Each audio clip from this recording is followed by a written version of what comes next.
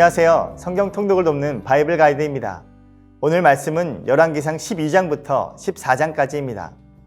12장부터의 내용은 열왕기상의 후반부입니다. 이스라엘의 초대왕 사울과 하나님의 마음에 합한 왕 다윗, 그리고 이스라엘의 최고의 번영기를 이뤘던 솔로몬 왕까지 통일 왕국 시대는 끝이 나고 남과 북으로 갈라진 분열 왕국 시대가 시작되었습니다. 하나님의 계명과 율례와 법도를 지키지 않았기 때문입니다. 그러나 인간의 배신과 불순종에도 불구하고 하나님의 신실하심은 이스라엘을 떠나지 않았습니다. 인간이 어긴 언약을 하나님이 지키시기 때문입니다. 솔로몬의 아들 르호보암이 왕이 되었습니다. 솔로몬이 통치하던 시기에 솔로몬 왕은 엄청난 번영을 이루었지만 이스라엘의 백성들은 번영의 그림자를 경험했습니다. 많은 건물들을 건축하기 위해 백성들이 고역과 멍해를 담당해야 했기 때문입니다. 그래서 느밧의 아들 여로보암과 이스라엘 백성들은 이 무거운 짐을 가볍게 해줄 것을 요구했습니다. 그러나 지혜로웠던 아버지와는 달리 솔로몬의 아들 르호보암은 참으로 어리석었습니다. 나이가 많은 신하들의 말을 듣지 않고 자기와 함께 자라난 어린 사람들과 의논하여 결국엔 더욱 무거운 멍에를 지우고 전갈과 채찍으로 백성들을 다스릴 것이라고 선포합니다. 이 말을 듣자 민심은 이내 돌아섰고 여로보암은 10개의 지파와 함께 반란을 일으켜 왕국이 분열됩니다.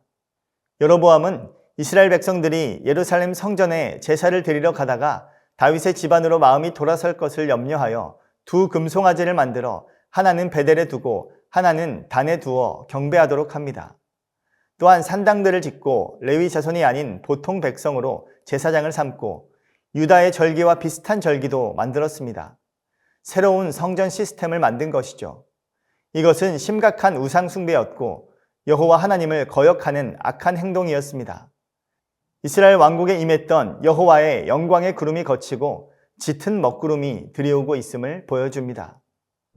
베델은 하나님의 집이라는 뜻으로 야곱이 꿈에서 하나님을 만나고 제단을 쌓았던 곳입니다.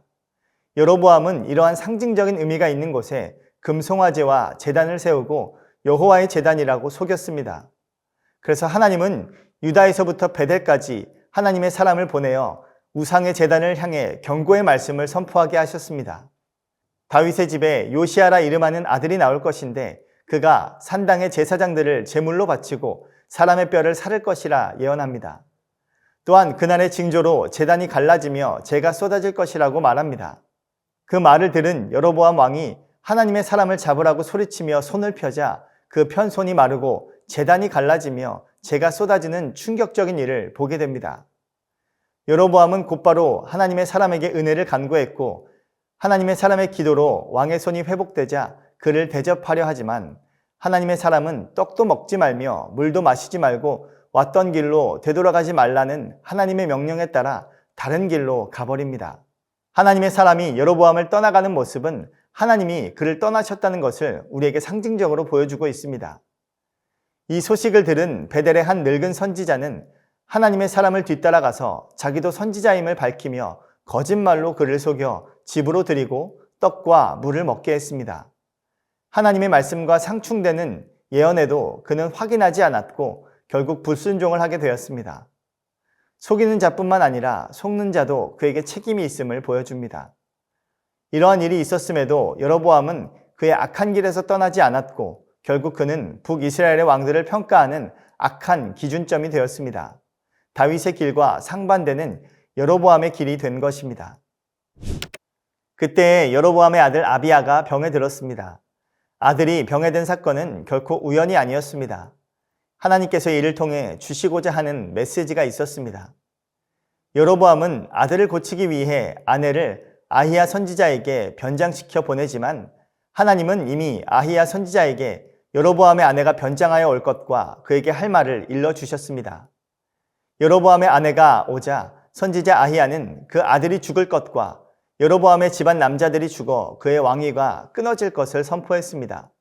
그가 다윗의 길을 떠나 악을 행하고 우상을 만들어 하나님을 배반했기 때문입니다.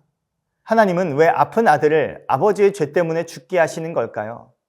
그 이유는 13절에 나옵니다. 온 이스라엘이 그를 위하여 슬퍼하며 장사하려니와 여로보암에게 속한 자는 오직 이 아이만 묘실에 들어가리니 이는 여로보암의 집 가운데에서 그가 이스라엘의 하나님 여호와를 향하여 선한 뜻을 품었음이니라.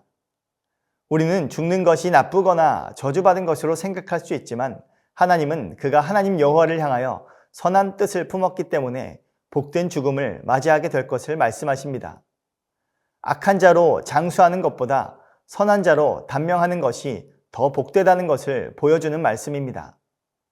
선지자 아히야의 말대로 여로보암의 아내가 돌아가서 집 문지방에 이를 때에 그 아이가 죽었습니다. 하나님의 말씀대로 여로보암의 악한 길이 심판을 받을 것을 확증하고 있습니다.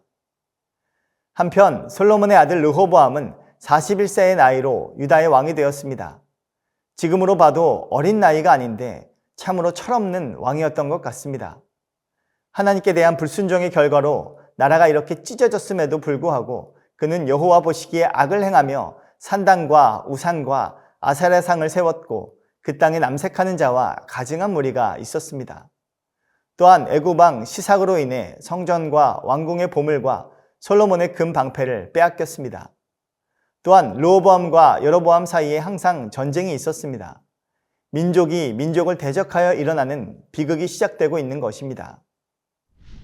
우리는 사람들의 평가에 관심이 많지만 성경은 오직 하나님의 평가에 관심을 둡니다. 특히 열왕기서는 여호와 보시기에 어떠했는지를 보고 왕들을 평가합니다. 세상의 평가 기준과 전혀 다른 하나님의 기준을 보여주는 것입니다. 사용 설명서를 따르지 않으면 제품이 고장나 버리는 것처럼 하나님의 뜻대로 살지 않는 사람은 고장난 인생이 될 뿐입니다. 그러나 안심하십시오. 하나님은 고장난 인생도 온전히 고치시는 분입니다.